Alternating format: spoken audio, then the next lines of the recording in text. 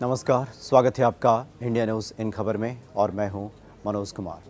चंद्रयान 2 यानी चांद की सतह पर पहुंचने से ठीक 2.1 किलोमीटर पहले यानी मान सकते हैं 2 किलोमीटर पहले ही उसका इसरो के वैज्ञानिकों से संपर्क टूट गया। काफ़ी दुर्भाग्यपूर्ण रहा। हालांकि जज्बा कम नहीं है इसरो के वैज्ञानिकों का, फिर प्रयास होंगे, क्योंकि विज्ञान प्रयास और प्रयोगों का ही नाम है। असफलता जैसी चीज़ कोई विज्ञान में होती नहीं है, ऐसा प्रधानमंत्री ने भी वहाँ पे संबोधित किया था। लेकिन आपको जानकर हैरानी होगी कि पिछले 28-29 दिनों से लेकर अब तक जो चंद्रयान 2 का सफ़र चल रहा था, उसमें सबसे ज़्यादा जो बेचैन कर देने वाला क्षण था वो आखिरी का 15 मिनट था। ये वैज्ञानिक भी मान रहे थे कि आखिर का 15 मिनट अगर सब कुछ बेहतर रहा तो सब ठीक हो जाएगा। तो वो जो 15 मिनट था वो बड़ा ही एक तरह से कह सकते हैं कि सबको बेचैनी में डालने वाला वो क्षण था और सब लोग काफ़ी व्याकुल थे, सबकी निगाहें टिकी हुई थी। पूरा जो इसरो की जो टीम है सबकी निगाहें टिकी हुई थी, धड़कनें रोक कर सब लोग उस पल का इंतज़ार कर रहे थे। तो 15 मिनट में आखिर क्या होने वाला था, जी 15 मिनट को इतना महत्वपूर्ण बताया जा रहा था। दरअसल चंद्रयान 2 की जो रफ्तार थी, जो विक्रम लैंडर की जो रफ्तार थी, वो चांद की सतह पर पहुंचने से 2 किलोमीटर पहले तक 6048 किलोमीटर प्रति घंटे की रफ्तार से वो चंद्रयान 2 चल रहा था।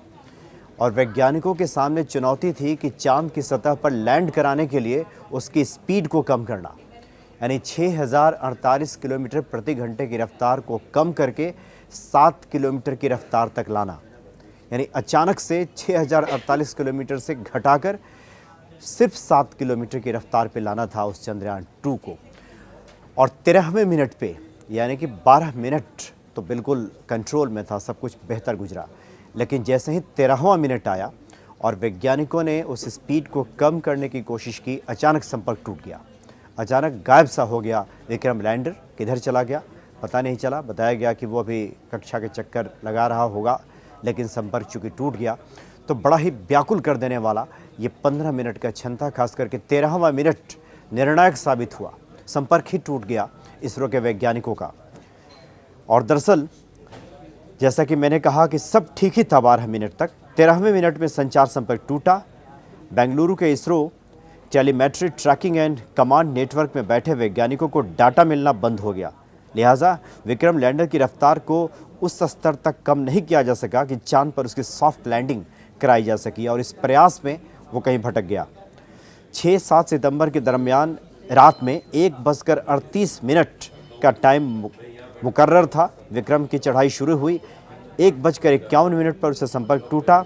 उस समय विक्रम चांद की सतह से केवल 2.1 किलोमीटर दूर था। इसरो के चेयरमैन के सिवन सहित तमाम वैज्ञानिकों का चेहरा उतर गया। सिवन ने मायूसी के साथ प्रधानमंत्री नरेंद्र मोदी को जानकारी दी और पीएम मोदी करीब 1:15 बजे ही वहां पहुंच गए थे। और ये प्लान था कि विक्रम लैंडर और प्रज्ञान रोवर को 14 दिन चांद की सतह पर रखकर आंकड़े जुटाए जाएं, प्रयोग किए जाएं। चंद्रयान 2 का ऑर्बिटर कंपोनेंट सही काम कर रहा था और कंट्रोल रूम को सिग्नल भेज रहा था। विक्रम लैंडर ने भी रफ्तार कम करने के लिए अपनी गति की दिशा में थार स्टर्स्टर्स जो होता है उसको सफलतापूर्वक फायर किया।